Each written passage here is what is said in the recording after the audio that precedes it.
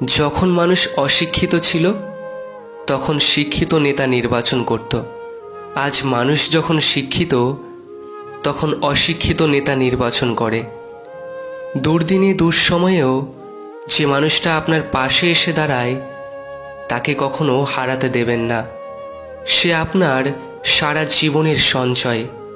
মানুষ যখন একা থাকে তখন সে নিজের চেয়ে তার প্রিয় মানুষের কথা বেশি চিন্তা করে।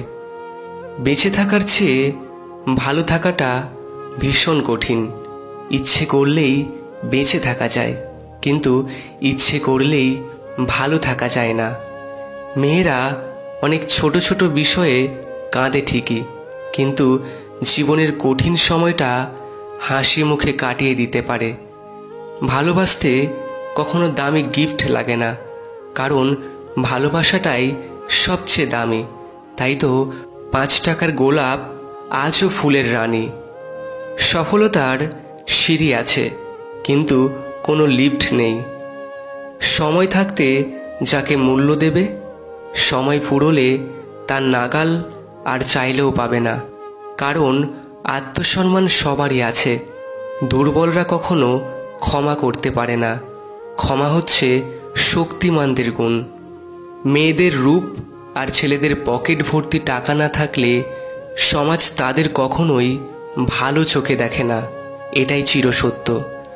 জীবনে সব কিছুর বিনিময়ে যে মানুষটিকে চাইবে, একদিন সেই মানুষটাই তোমাকে সব থেকে বেশি কষ্ট দেবে।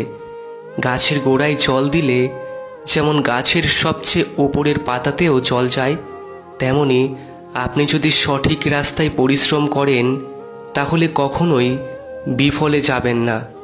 অভিনয় সবাই করে, কেউ সম্পর্কে থাকাকালীন ভালোবাসার, আবার কেউ বিচ্ছেদের পর ভালো থাকার। জীবনটা আসলেই নাটকের রঙ্গমঞ্চ।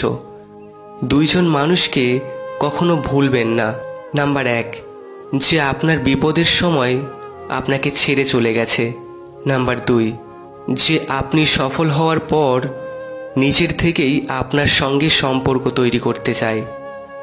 একদিন স্বামী বিবেকানন্দকে একজন ইংরেজ জিজ্ঞেস করেছিল, আপনার দেশের মহিলারা সবার সাথে হাত মেলায় না কেন?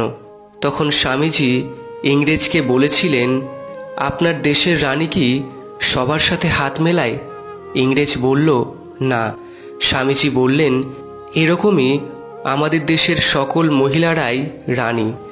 যখন তুমি প্রথম প্রেমে পড়বে তখন আর তোমাকে ঘুমোতে ইচ্ছে করবে না, কারণ তখন তোমার বাস্তব জীবন স্বপ্ন থেকেও আনন্দময় হবে। ভুল ট্রেনে যদি উঠেই পড়ো তবে পরের স্টেশনে নেমে যেও, কারণ ট্রেন যত দ্রুত যাবে তোমার ফেরার পথটাও ততটা কঠিন হবে।